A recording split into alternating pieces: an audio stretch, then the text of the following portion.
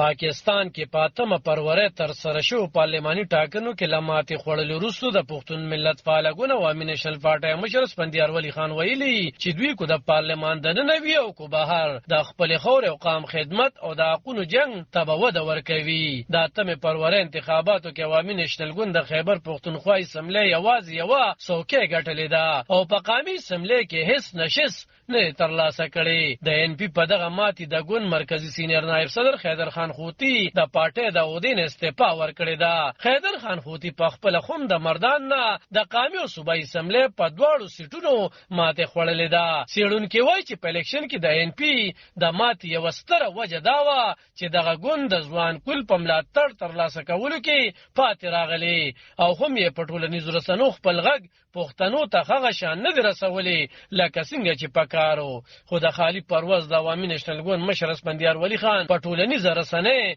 ایکس خپل یو بیان کې ویلي دي چې د هغه ګوند او ځلي تنظیمونو د پارټي منشور خر کور ته د رسول لپاره نه ستړي کېدونکو خلې ځل او مهنت کړی دي. هغه د خپل ګوند امیدوارانو پلویانو ته په انتخابي کمپاین شاباسي ویلي دي چې عوامي نېشنل ګوند په مستقله سیاسي مبارزه باور لري.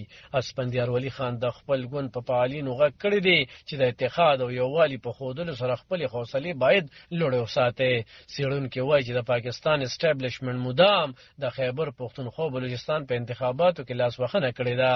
خو وایي چې پښتانه قام پرسته مشران هم په دې نه دي توانېدلي چې د ځوان کل خواخوږي او ملاتړ ځان ترامات کړي چې د موجوده انتخاباتو کې د شکست اصلي وجه ګرځیدلې ده. سیړونکو خبريال پارک کاهل وایي کو تاسو وګورئ نو کله په پښتونخوا صوبه کې ایم ته پیزا جوړ کړی شي، کله نشنلیانو ته پیزا جوړ کړی شي، کله پی ټی آی ته پیزا جوړیږي او دا سیاسي پیزا په ډیجیټل سپیس جوړیږي. نو موږ وایي چې د پان عوامي نېشنل ګوند به بشکه چې د نظریاتو ترخه ده د خور سره مخلص وي، خو لبد مرغه دوی پرسنو یا ډیجیټل سپیس کې خپل انزور هغه سي جوړ نکړل شو څنګه چې پکارو. هغه زیاتوي اوس خلک بدلون غواړي او اوس هم په دې ګوند د خانیزم یو ټاپا یا چاپ شته. نو د هغه په خبرګون کې هم دوی ته عموما زیان رسیږي. د ان پی صوبایي مشر ملولی خان، مرکزی سینیئر نائب صدر خیدر خان خوتی، میاں ابتیار حسین، سردار حسین بابک، حاجی غلام احمد بلور، سمر بلور، جعفر شاه، ایوب شاړي